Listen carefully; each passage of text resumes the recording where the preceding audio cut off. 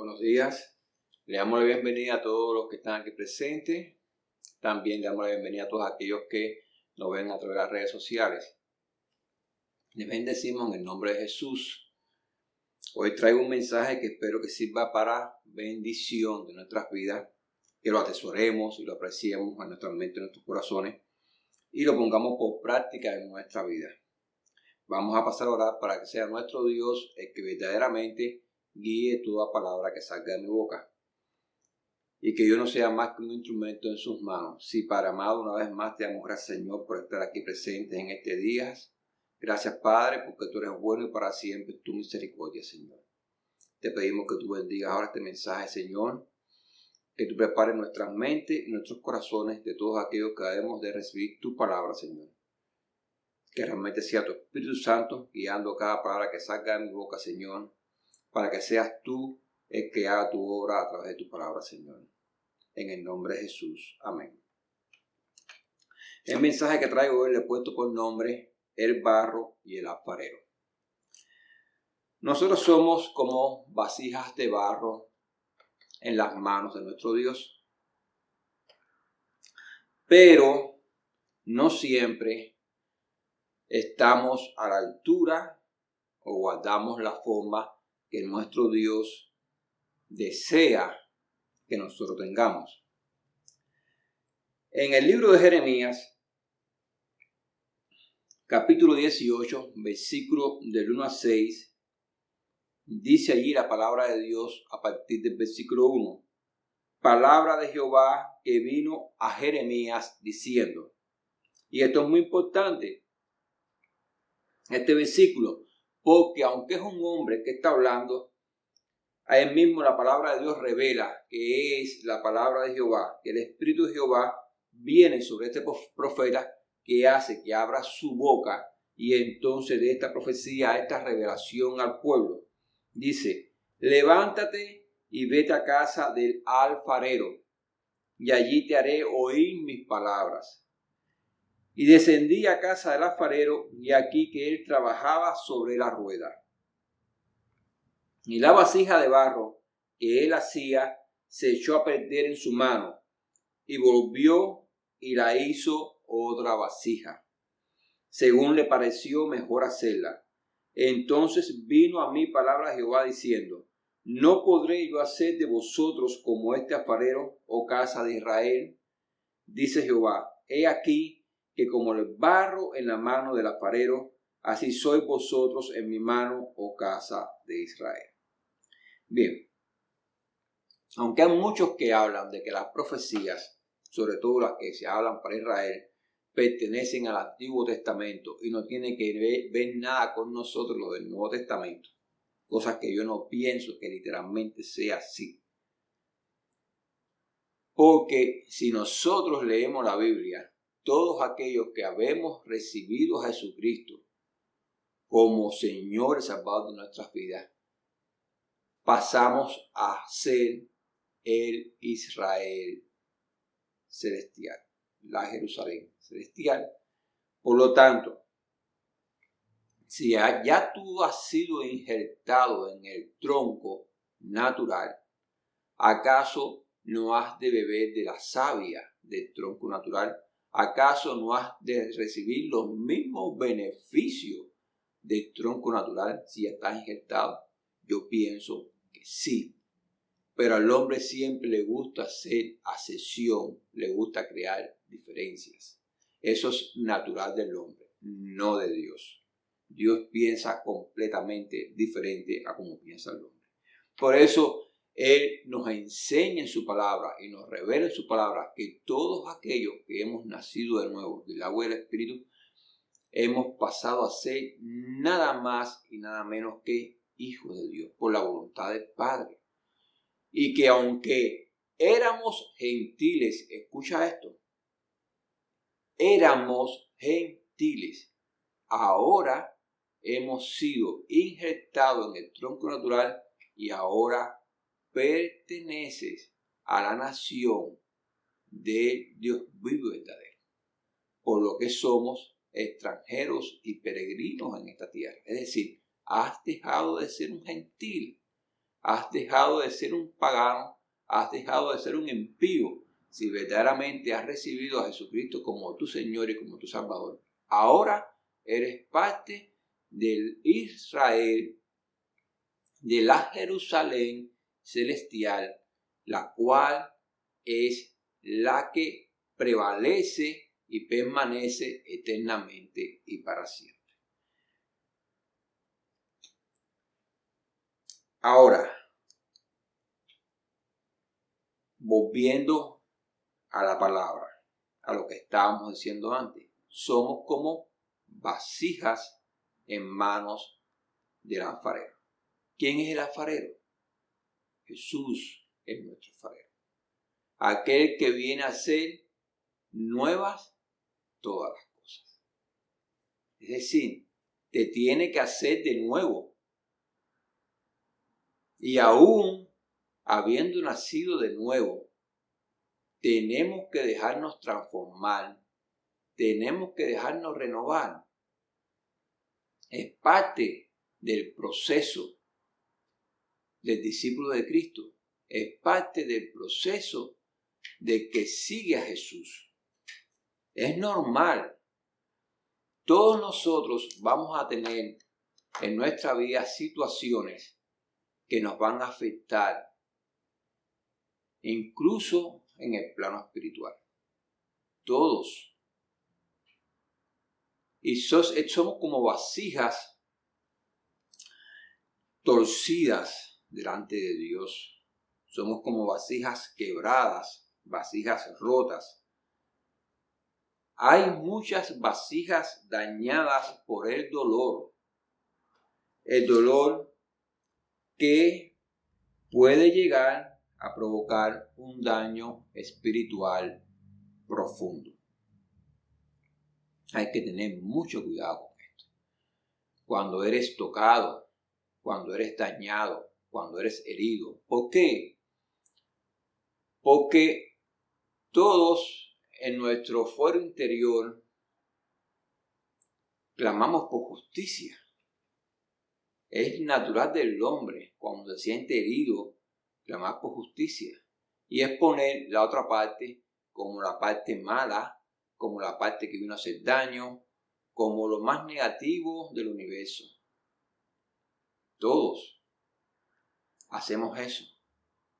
Y muchas veces albergamos el resentimiento que puede dar paso al odio, al rencor, a guardar por tiempo, ya sea por corto tiempo o por largo tiempo, sentimientos y actitudes que nos dañan, que nos hacen daño espiritualmente y que no harán a nuestro Dios. Pero no solamente que no harán a nuestro Dios, sino que abren puertas a las tinieblas, que dan licencia a las tinieblas para venir y actuar en nuestras vidas y para que ese daño crezca y sea un daño mayor y cause aún mucho más dolor en nuestras vidas.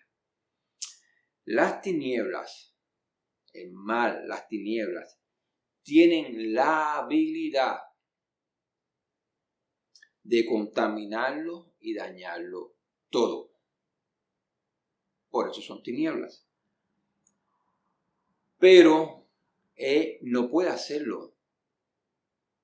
La tiniebla no puede hacerlo si no hay una fisura, si no hay una ventana, si no hay una puerta de acceso a tu vida, a tu mente, a tu corazón, donde pueda entrar para allí hacer su obra de maldad y dañarlo y contaminarlo todo. Por eso el diablo, el padre de toda mentira, es especialista en lanzar dardos,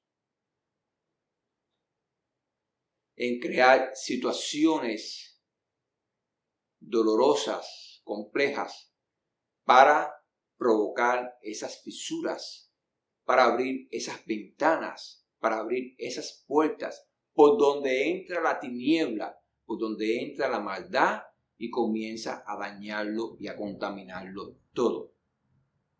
Y en ese momento que sucede eso, pues nos volvemos vasijas torcidas. Porque comenzamos, siendo hijos de Dios, a operar desde el punto de vista carnal y humano, como éramos antes de recibir a Jesús como Señor y Salvador. Somos vasijas quebradas.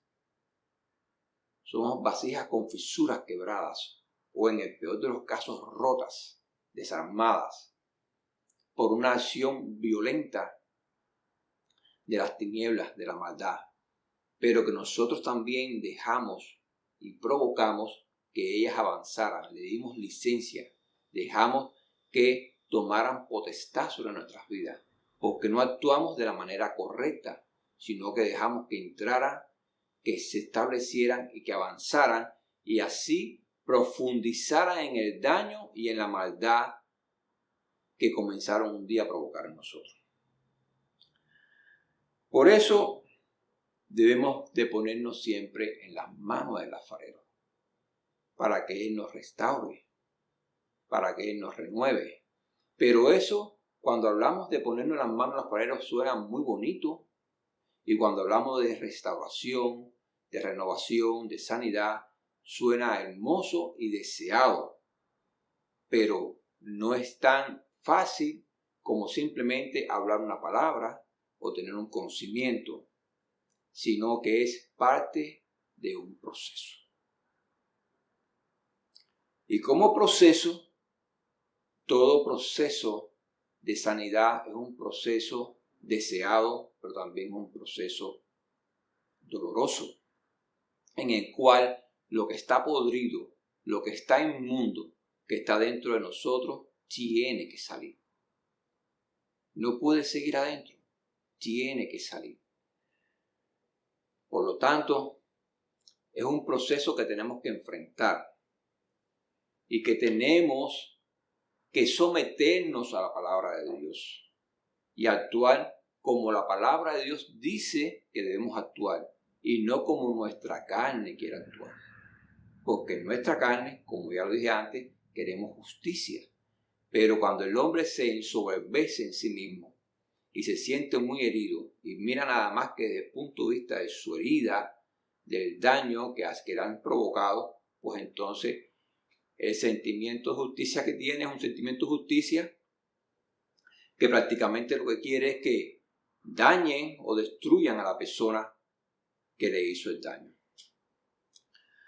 Me recuerdo un pasaje de la Biblia en el Nuevo Testamento que justamente los hermanos Jacobo y Juan, el apóstol del amor, le dijeron a Jesús: ¿acaso tú quieres que hagamos descender fuego del cielo y que consuma a estos? Y Jesucristo les reveló: ustedes no saben de qué padre ustedes son, porque Él no había venido a matar ni a destruir, sino a salvar lo que se había perdido. Y este justamente es el lugar donde Dios quiere que estés posicionado, el lugar que Él quiere que tú estés, en el lugar que Él desea que tú operes como un hijo de Dios, como un discípulo de Cristo, como aquel que sigue las pisadas de su maestro, que continúa la obra que su maestro en la tierra dejó para que sus discípulos continuaran esa obra, que eres parte de esa obra. Por lo tanto, debes pensar como Jesús, debes actuar como Jesús. Y no podemos pensar como Jesús ni actuar como Jesús si no solamente no tenemos el conocimiento y la revelación de su palabra, sino en medio de las circunstancias, en medio de los problemas, no vamos a su palabra. Cuando no vamos a su palabra vamos a cometer muchos errores. Y lo único que vamos a dejar es que las tinieblas sigan avanzando. Puedes tener mucho conocimiento, puedes saber mucho de la Biblia, pero si tú no haces que en tu vida esta palabra se haga viva y tú la practicas y tú la estableces cuando la tienes que establecer y practicar y dejar que ella se haga viva en tu vida, pues entonces de nada te vale tener mucho conocimiento, mucha revelación, porque estás actuando neciamente, estás actuando justo en contra de lo que tu Señor y Salvador y Maestro Jesús te enseña que debes hacer. Si vamos ahí al del Evangelio de Mateo, capítulo 6, versículo 12. Ahí vamos a leer el versículo 12 que dice: y perdónanos nuestras deudas, como también nosotros perdonamos a nuestros deudores. Fíjate, ese versículo está en medio de la oración modelo que Jesús le enseña a sus discípulos. Pero mira qué poderoso es ese versículo. Es un versículo cargado de poder. Poder para destruir y echar fuera a las tinieblas. Poder para restaurar y sanar toda herida y toda dolencia. Poder para levantarte y posicionarte en el lugar donde tu Dios y Señor Jesús te quiere posicionar. Escucha, qué importante es prestarle atención a este versículo. Y está en medio de una oración. Es una enseñanza de la oración modelo de cómo debemos orar. Para cuando salga de tu boca o cuando tú ores en tu silencio, en tu mente a Dios, abras tu corazón y que este versículo que estés orando sea una realidad en tu vida. Porque todos los días hay ocasión para guardar algún resentimiento, para guardar algo en contra de alguien que nos viene a hacer un daño. Sobre todo si es de aquella persona de la cual es la que menos tú te esperas que te dañe. La persona a la cual tú has ayudado, la persona a la cual quizás hayas alimentado, hayas abierto las puertas de tu casa, hayas cubierto, la hayas ayudado a sanar, hayas invertido tiempo en ella, hayas invertido recursos en esa persona. O quizás sea una persona muy llegada a tu vida, un hijo, un padre, una madre, una hija, un hermano. Y sea justamente la persona de la cual menos te espera que venga este daño y que te provoque este sufrimiento tan profundo. Pues te quiero decir que hay personas que albergan en su corazón, quizás incluso durante mucho tiempo, durante años y muchos durante toda su vida, de haberse convertido, albergan sentimientos de resentimiento y de odio contra otras personas. Estos sentimientos le impiden poner por obra este versículo. Escucha como dice este versículo: y perdónanos nuestras deudas, como también nosotros perdonamos a nuestros deudores. ¿Alguien te debe algo? ¿Alguien te ha hecho un daño? Pero ahora ya no solo personas que tú amas, que tú puedes decir, bueno, podemos dejar eso en el pasado, vamos a amarlo. Vamos a olvidar eso, vamos a amarlo. Sino aquellos que tú tienes como tus enemigos. Aquellos que tú dices, sí, contra eso, que sea el juicio de Dios implacable. Y lo único que tienes es deseo en tu corazón que baje Dios con todo su poder y que barra con tu enemigo. Tú no quieres saber de él ni en la eternidad, que barra, que lo desaparezca. Pues aquí está diciendo, y perdónanos nuestras deudas, como también nosotros perdonamos a nuestros deudores. A aquellos que son difíciles de perdonar, aquellos que son difíciles de amar, perdónalos así. Es importante porque para que se revele el poder de Dios en tu vida y para que se revele toda esta gracia y toda esta bendición de Dios en tu vida, que Dios tiene para tu vida, es necesario que apliques este versículo en tu vida. Todos. Yo lo tengo que aplicar, tú también lo tienes que aplicar. Todos estamos en un proceso cada día. Y tenemos que analizarnos íntimamente a ver qué es lo que hay dentro de nosotros, qué es lo que estamos albergando, qué es lo que estamos guardando dentro de nosotros, que arrastramos que no nos deja crecer espiritualmente, que no nos deja llegar allí a donde Dios quiere que nosotros lleguemos. El perdón habla de un proceso de restauración y habla de un proceso de sanidad interior. Cuando realmente has logrado perdonar, cuando realmente has logrado que tu herida sane, que sane esa herida purulenta, que ya no esté más podrido nada dentro de ti, que nada esté infectándote, que nada te esté dañando tu relación con Dios, que nada esté dañando tu crecimiento espiritual, tu caminar con Cristo. Cuando realmente has logrado sanar, cuando realmente has sido restaurado, pues entonces eso habla de un proceso de sanidad interior. Ahí habla el perdón. Allí nos quiere llevar Dios a todos, porque Dios nos quiere a todos sanos. No quiere a nadie enfermo, no quiere a nadie dañado por las tinieblas. En el libro de Hebreos, en la carta de Hebreos, capítulo 10, versículos de 16 a 18, ahí dice a partir del 16, este es el pacto que haré con ellos.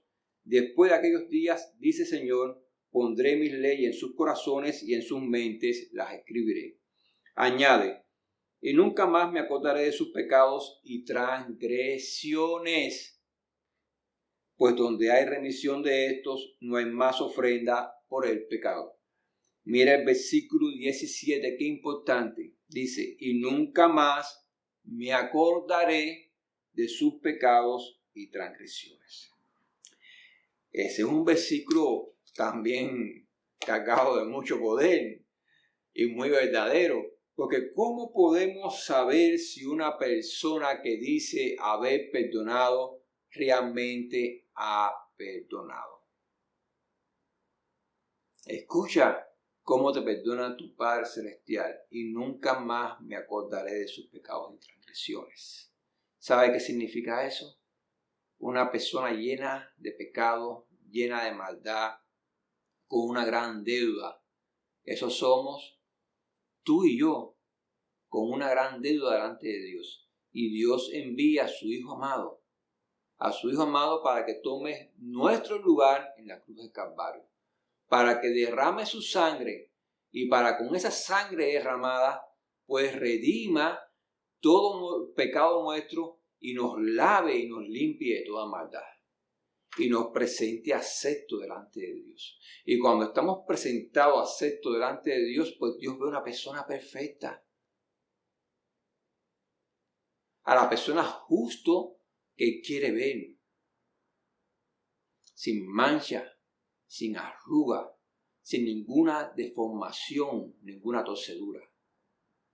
Y todo porque decidió perdonar y decidió olvidar para siempre. Ese es nuestro Padre Celestial. Ese es nuestro Dios, que dio a su Hijo amado para que muriera en nuestro lugar y para que nosotros, a través de ese sacrificio, pudiéramos heredar la vida eterna. Para cuando nos paremos delante del Padre, llevemos la imagen perfecta y santa de su Hijo amado. No hay recuerdo de maldad, no hay recuerdo de transgresión, ningún recuerdo. Entonces, nosotros vamos a perdonar. Sí, yo lo perdoné, yo ya lo perdoné. Y cuando nuestra boca se abre, comenzamos a hablar justo de las cosas malas que nos hizo. En ese momento, estás testificando todo lo contrario a que tú dijiste que lo perdonaste. Tú dijiste que lo perdonaste, pero si aún sigues hablando de todo lo malo que te hizo, es que sigues albergando en tu corazón odio y resentimiento contra esa persona. Realmente no lo has perdonado. Tú has perdonado de boca para afuera, quizás para quedar bien con las personas que te rodean, quizás para quedar bien delante de tu congregación, delante de tu iglesia, delante de los hermanos cristianos que te rodean. Pero en tu fuero interior, tú no has perdonado. Y tu Dios sabe que tú no has perdonado. Porque nuestro Padre Celestial lo que quiere es que perdonemos como Él perdona. Que si realmente has perdonado a una persona, que eso sea punto y aparte en tu vida. Y un punto y aparte significa que vas a borrar el daño que esa persona te hizo. Ese reclamo de justicia en contra de una maldad, ese reclamo de justicia en contra de alguien que te hirió, esa herida abierta va a cerrar, ese reclamo, ese de juicio contra una persona, pues lo vas a borrar. No va a ser más. ¿Por qué? Porque lo has perdonado. Si verdaderamente perdonamos como perdona nuestro Padre Celestial, pues entonces no tenemos que desear poner a nadie en juicio delante de Dios, para que Dios lo juzgue, porque es malo y me hizo daño. Yo lo perdoné, pero él es malo y él necesita pagar por lo que me hizo. No has perdonado. El perdón verdadero, como la Biblia nos enseña, es aquel que da paso a la restauración y a la sanidad de nuestra alma, de nuestra mente, de nuestro corazón, pero también de la persona que nos hizo daño. Esto no significa que nosotros somos merecedores y vamos a alcanzar la gracia y el perdón de Dios. Pero el que me hizo daño, no, se va a alcanzar el juicio eterno y la condenación eterna porque es malo. Nosotros debemos desear que así como nosotros alcancemos la gracia, el perdón y la misericordia de Dios, aquellos que nos hacen mal también tengan la oportunidad de alcanzar la gracia, el perdón y la misericordia de Dios. En el Evangelio de Mateo, capítulo 5, versículos del 43 al 48. Allí nos enseña Jesús. Mira, qué importante cuando Jesús nos enseña. En la Biblia entera debemos de prestarle atención cuando la estamos leyendo, cuando la estamos estudiando y Dios nos está revelando cosas a través de su palabra y nos está enseñando. Pero si hay algo que hay que prestarle una atención bien minuciosa, bien grande, bien extrema, es a las enseñanzas de Jesús. Y aquí Jesús nos está enseñando. En el capítulo 5 de Mateo, a partir del versículo 43, dice: oíste que fue dicho, amarás a tu prójimo y aborrecerás a tu enemigo. Pero yo os digo, amad a vuestros enemigos, bendecid a los que os maldicen, haced bien a los que os aborrecen y orad por los que os ultrajan y os persiguen, para que seáis hijos de vuestro Padre que está en los cielos, que hace salir su sol sobre malos y buenos, y que hace llover sobre justos e injustos. Porque si amáis a los que os aman, ¿qué recompensas tendréis? Si tú amas al que te ama, ¿qué recompensa tienes delante de Dios? ¿No hace también los mismos los publicanos? Todo el mundo hace eso, los gentiles hacen eso, tu enemigo hace eso con la gente que le ama. Y si saludáis a vuestros hermanos solamente, ¿qué hacéis de más? ¿No hacen también así los gentiles? Sed pues vosotros perfectos, como vuestro Padre que está en los cielos es perfecto. Nuestro Padre Celestial quiere que seamos igual a Él. Y no hay orgullo mayor para un padre que un hijo lo imite. Si tú tienes un hijo y tú eres padre, pues, ¿qué tú deseas realmente de ese hijo? Tú deseas que camine en camino de bien. Tú deseas que tu hijo aprenda los valores positivos. Te estoy hablando a ti como padre cristiano, como padre seguidor de Jesucristo. Tú quieres que tu hijo mañana, cuando sea un hombre, sea un seguidor de Jesucristo. O hoy, en el presente, si es un hombre, que sea un seguidor de Jesucristo. Que sea un discípulo de Cristo. Tú quieres que él practique los principios nobles, buenos y santos que están en la palabra de Dios. Y si tú lo ves, que Él imita estas cosas buenas en ti, no que imita las malas, porque todos tenemos cosas malas, pero las cosas buenas que tú las has enseñado, Él las imita en ti, pues eso en ti causa orgullo, causa placer, hablando desde el punto de vista de hombre. Pues nuestro Padre Celestial, cuando Él ve que tú lo imitas, que tú quieres hacer las cosas como Él desea que tú los hagas, pues eso causa gran orgullo en nuestro Padre Celestial. Y eres acepto delante de Él. Jesucristo dijo, el que me ama, mi palabra guardará. Si quien ama a Jesús, el que guarda su palabra. Y dice, y mi Padre le amará. Y vendremos a Él y haremos morada con Él. Es decir, eres acepto delante del Padre Celestial. Eres acepto cuando tú pones en práctica la palabra de Dios, pero sobre todo cuando pones en práctica las palabras de Jesús. Es muy importante dejarnos moldear por el alfarero, pero no podemos ser moldeados por el alfarero si no somos moldeados por su palabra. No podemos ser moldeados por el alfarero si no entramos en un proceso de restauración y de sanidad interior. Sería hipócrita de nuestra parte. Y es triste porque hay muchas personas yendo a muchas iglesias y piensan que por ir a la iglesia y pertenecer a una iglesia de miles, de cientos de miles o millones de miembros que la hay en el mundo, ya están bien. La iglesia no es un club social donde llego a sentirme bien con el que está allí, con eso estoy bien y ya mi vida está bien. No, la iglesia es el rebaño de Dios, donde vamos a alimentarnos de la palabra, donde vamos enfrentando una palabra que constantemente nos quiere como un bisturí en las manos de un cirujano profesional. Y no hay cirujano más profesional y más sabio que nuestro Señor Jesús, que quiere extirpar de nosotros lo malo, lo podrido, lo canceroso, lo putrefacto y sanar y restaurar nuestra vida. Dejémonos moldear en las manos del alfarero, a la imagen que Él quiere que nosotros tengamos.